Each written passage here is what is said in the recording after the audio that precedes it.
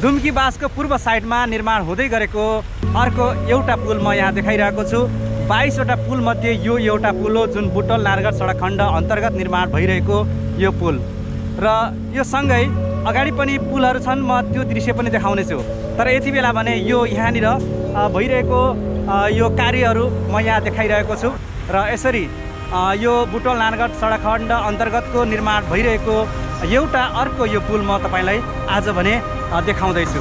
तपाईले यहाँ सहजै देख्न सक्नुहुन्छ यसरी निर्माण भइरहेको छ।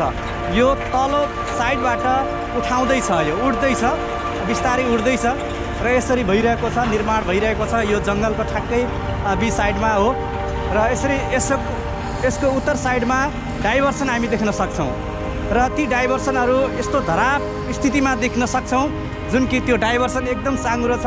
गाडी आवत जावत गर्नको लागि पनि निकै कठिन भइरहेको अवस्था हामी देख्न सक्छौँ। जब यहाँ आउनुहुन्छ त्यसपछि यहाँको दृश्य नजिकैबाट तपाईँले देख्न सक्नुहुन्छ। यहाँ यति बेला निर्माणहरू भइरहेको छ। पछिल्लो समय हेर्ने हो भने बुटवल नारायणघाट सडक खण्डको निर्माणले गति लिएको हामी देख्न सक्छौँ। कामहरू भइरहेको छ, खण्ड खण्डमा भइरहेको छ। बुटवलदेखि नारायणघाटसम्मको स्थिति हेर्ने हो भने अहिले कामले तीव्रता पाइरहेको छ। हुन त योभन्दा अगाडि निकै सुस्त गतिमा, कछुवाको गतिमा निर्माण भइरहेको थियो भने अहिले केही बढेको हामी देख्न सक्छौँ।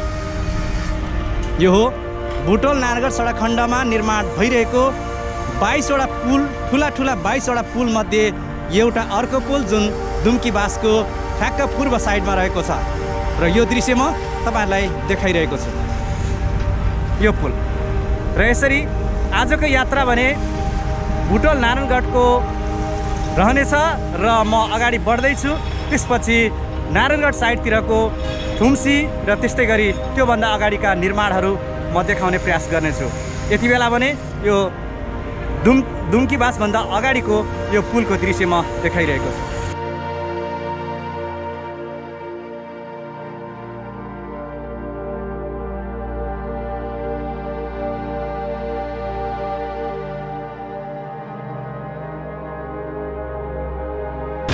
मेरो परिचय, मेरो घर चाहिँ स्याङ्गा वालिम्बाडी राजकुमार श्रेष्ठको नाम हो। म चाहिँ यो स्कारको यहाँ चाइना कम्पनीमा हालेको छु यो बाटोको लागि। म पहिला आउँदा चाहिँ खासै यो बाटोको त गति स्पिड थिएन क्या। अनि त्यो 2-3 महिना जति भयो आएको। अहिले हाम्रो यो सरले चाहिँ एकदम राम्रो तरिकाले काम पेरेर गर्नुभएको छ। काम धेरै राम्रो भइरहेको छ देख्नुभएको छ हजुरहरूले पनि।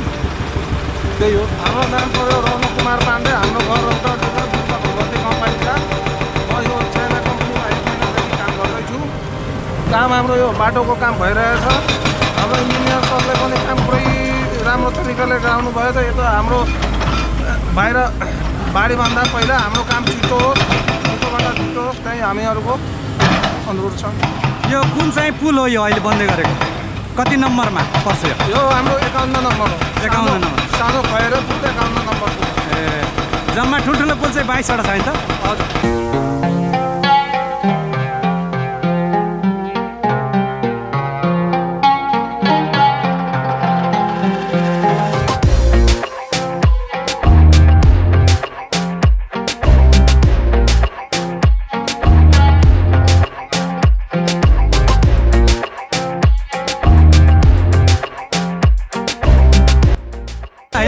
देखि दाउनेसम्मको उहाँहरू इन्जिनियर सरले हेर्नुहुन्छ के अरे, हेर्नुहोस् बाटो कति म त आइरहेको छु, फेरि उहाँसँग त भेट भइहाल्छ होइन? ल हस्।